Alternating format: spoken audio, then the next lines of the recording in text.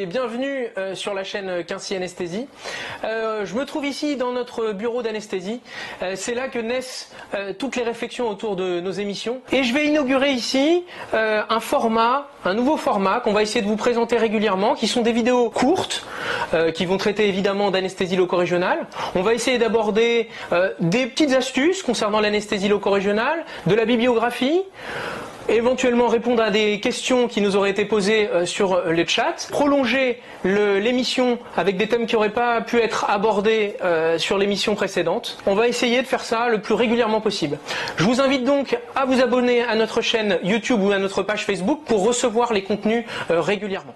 Aujourd'hui, je vais vous parler du ligament costo-transverse et notamment la manière dont visualiser au mieux ce ligament costo-transverse. Bon nombre d'anesthésistes ne connaissent pas bien l'anatomie du ligament costo-transverse.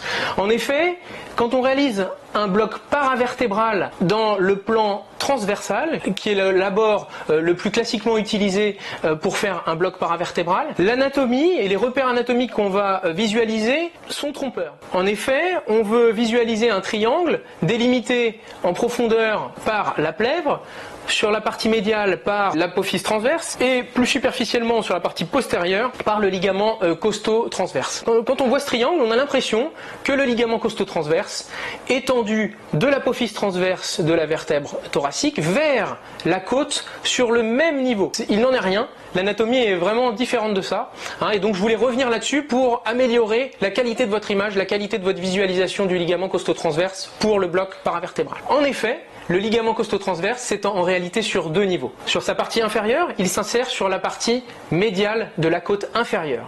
Et il va se diriger en oblique et en arrière vers le haut pour rejoindre l'apophyse transverse sur le niveau supérieur. Si on regarde l'ensemble des ligaments costo-transverses de la paroi thoracique, on pourrait avoir l'image des tuiles d'un toit s'empilant sur le thorax. On peut donc, pour visualiser au mieux ce ligament costo-transverse, le couper dans son grand axe. Et pour ça, on va positionner sa sonde dans le sens sagittal. Et on va faire une coupe parasagittale. On va mettre sa sonde à 3 ou 4 cm de la ligne des épineuses sur la partie latérale. Et à ce moment-là, on va retrouver les reliefs anatomiques habituels pour réaliser un bloc paravertébral par voie parasagittale. On visualise l'empilement des apophyses transverses avec en dessous, plus en profondeur, la côte sur le même niveau. On va visualiser le ligament costo-transverse sous la forme d'une ligne hyperéchogène orientée vers l'arrière et vers le haut. Mais c'est pas forcément suffisant. Pour bien voir son ligament costo-transverse, il y a une petite astuce, c'est d'orienter sa sonde correctement. On va faire un petit mouvement oblique, décaler un petit peu la partie inférieure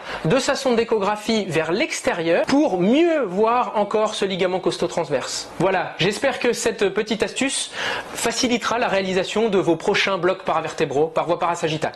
À bientôt.